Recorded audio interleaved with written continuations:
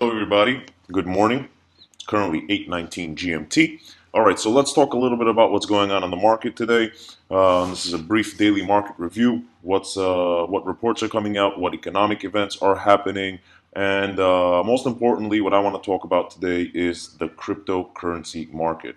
We can see that the cryptocurrency market cap over the past 7 days, rather, if we click over here, all right, on CryptoPanic.com, on the past 7 days, we can see that the market cap took a 6.86% dip. In the past 24 hours alone, it's down 2.64%. For those of you who don't know, CryptoPanic sums up all the cryptocurrency news into one place. That way you don't have to go into thousands of different websites. So let us begin. We can see that Bitcoin, Ripple, Ethereum, all these major coins are down. Now, here is what caught my attention for the past couple of days. Yesterday, as we can see, Tether was the number 5 cryptocurrency on the top 100 cryptocurrencies by market cap. Why did Tether jump to number 4? Tether was roughly number 8, 9 a week back. So Tether, for those of you who don't know, trades 1-to-1 on the US dollar. Instead of people trading their cryptocurrencies back to fiat currencies, which is monetary money, what they do is they sell it for Tether to hedge themselves, let's call it. And once they see that the market hits a specific low, they rebuy their coins and they sell off their tethers for Bitcoin, Ripple, Ethereum, yada yada yada. There's thousands of cryptocurrencies today, 2,120 to be precise, and 15,511 markets. So that's what's going on.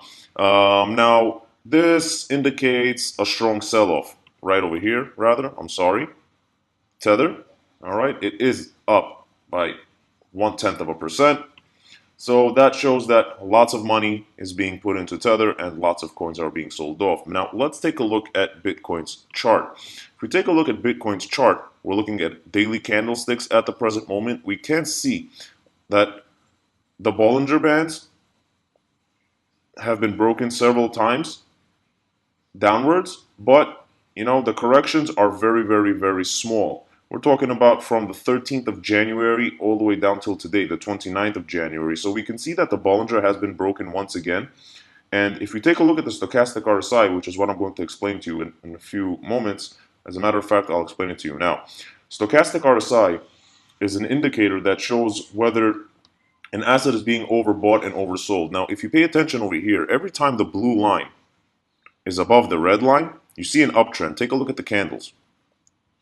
So every time there's a cross, expect a movement in the other direction. So for example, over here, back in November 18th, November 4th rather, excuse me, 5th, 6th, and the 7th, we can see that there was a slight uptrend.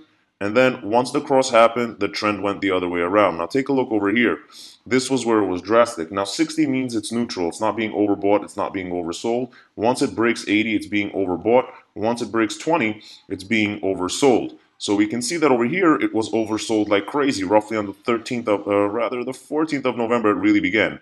But on the 14th of November, as you can see over here, the 12th and the 13th, there was a small little cross. The blue line went over the red line. And we can see that there was a little tick upwards that one day. That particular day, the high was 65.01. The low was 63.97. You can see that on the top of the chart where it says Bitcoin dollar, Bitfinex on the right-hand side. It opened at 64.47. The high, obviously H, 65.01. The low, 63.97. And that's pretty much it. So we can see that this is what happened. And then boom. The trend started going downwards once the red line crossed above the blue line. And you can see, for crying out loud, open 59.22, high 59.40, low 54.32. Difference in price of $172.8. And then the trend continued going down. Over here, once again, the blue line slightly crossed over the red line, and then boom, continued going down. Now over here, we can see that it's still oversold. And the lines are still below the 20, which is why you continuously see the downtrend. It's still being oversold. So let's go over down till today. This was just a small example. Today we can see that still being oversold. I mean, the blue line is way below the 20, which means it's being sold like crazy. The red line is approaching the 20 mark. So if you ask me, again, we'll probably see a continuous downfall till where? My opinion, if we take a look at over here, maybe one, two, three, maybe 3 more days based on what I'm seeing. Yeah, roughly about 1, 2, 3. Yeah, 3 more days, give or take. Price difference, I can't tell you what the price will be or what it's expected to be, but expect the downtrend. Now, that's not only with Bitcoin. If we change the graph to XRP USD also, all right, Bitfinex, obviously one of the biggest crypto exchanges, we can see that Ripple is also being oversold like crazy. Same with Ethereum, ETH USD. Put it on pound, euro, whatever you want. Ethereum also being oversold. So the entire cryptocurrency market is being oversold, which explains why Tether is number 4. So beware, guys. Trade responsibly. Next, let's talk a little bit about what happened yesterday. The S&P 500, if we take a look at the historical data right over here, click on that. Yesterday, the S&P 500 opened up at 2660 rather. Still have the Bitcoin price in my head. The high was 2663, the low was 2622. The S&P 500 took roughly about 2/3 of a percent dip. Today, before the market even opened, we're looking at the futures, yeah? The S&P 500 is down roughly about 1/3 of a percent. Why? Caterpillar came out with some news yesterday that wasn't so great, which caused a little bit of a downturn. And as you guys know, Caterpillar is one of the biggest leading industrial companies. For those of you who don't know what Caterpillar does, they create heavy machinery for building, digging, etc., etc. So they do have quite a big impact on the market. So today, let's talk a little bit about what's going on today. If you take a look at the earning calendar, this is just for today. All times are in GMT, just so you know. We can take a look and see that Apple is coming out with a report today. After market closes, there are several more companies, but personally I like focusing on the major guys. So Apple is number 1. Number 2, you got Lockheed Martin. For those of you who don't know who Lockheed Martin is, Lockheed Martin produces military supplies and, missiles, guns, whatever, etc., etc. They are reporting before the market opens. We're talking New York Stock Exchange, of course. Next, Pfizer, one of the biggest pharmaceutical companies in the world, also reporting today before the market opens. And then Verizon Wireless, personally my favorite cell phone carrier when I fly out to the States. So also reporting before the market opens, and then you got eBay after the market closes. Now, if you ask me, eBay, e-commerce, they'll probably be doing good. Why? Holiday season just passed, and they are reporting for the last 3 months, meaning they are reporting for October, November, and December sales and revenue or earning per share, etc., etc. So again, my opinion, all e-commerce, you'll probably see some good things going on with them. All right, so let's just take a look at some of the numbers. Apple. Yesterday, Apple took quite a dip. As I've explained in my previous video, Apple is not really innovating lately. Their stock has been very volatile over the course of 6 months. They're not really performing like people want them to perform. Their latest release is going to be today with an estimated forecast of $4.17 per share, earning per share, and a revenue forecast of $84.03 billion. Let's hope they hit. I really like Apple. Personally, I'm an iPhone holder myself. Their screens are amazing, their colors are amazing. I just wish they would be innovating like they used to when Steve Jobs was around. So that's Apple. Next, Lockheed Martin. All right, Lockheed Martin went up roughly 1/3 of a percent yesterday. Currently, after hours, it's not really moving. Today's release, estimated earning per share is also $4.40 with a revenue of $13.8 billion forecast. That's what we are expecting. That's what Wall Street's expecting, rather. All of these estimates are based on Wall Street expectations, just so you guys know. All right, so that's Lockheed Martin. Next, Pfizer. Pfizer took a 2.73% dip yesterday. Why? As you guys know, S&P, Dow Jones, NASDAQ all fell a little bit yesterday. I mean, the Dow, as you guys can see over here, took a 200-point hit, 209-point hit to be more precise. So that's what's going on. After hours, Pfizer is down roughly 1/5%. Earnings, expected earning per share, 64 cents per every share.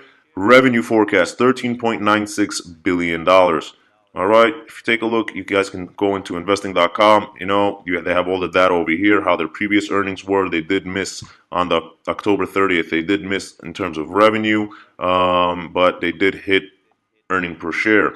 Next, Verizon Wireless. Verizon Wireless, they are a bit expensive. They are crazy expensive, as a matter of fact, but they have the best service ever. No matter where you are, you will have coverage. Stock also took a 2.36% hit yesterday. You can see it trades on the New York Stock Exchange. Currently trading at 55.21. It's up a quarter of a percent prior to market open. Earning per share expectancy $1.09 per share. Revenue forecast is expected to be $34.45 billion. So that's Verizon Wireless. Let's take a look. For the hell of it, their previous forecast, positive, positive, positive, positive, practically positive, except for January 23rd, 2018. Guys, tip from me, again, not a financial advisor or anything, but always look at the history of the company and the particular time that they report their earnings. For example, if they're reporting the 29th, look at what happened to them on the 29th for the past 5 years. Next, eBay. All right, eBay went up a little close to 1% yesterday. They are doing good, 0.9%, let's call it. Personally, I love eBay stock. I'm reading a lot of articles online that eBay could fly high in 2019. Why? Not so sure yet. Got to do my homework. Latest release, meaning today, of course. Their earning per share is expected to be 68 cents a share. Revenue forecast $2.87 billion.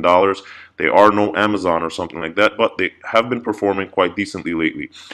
They did miss by roughly $0.2 billion, $0.02 billion rather. No biggie.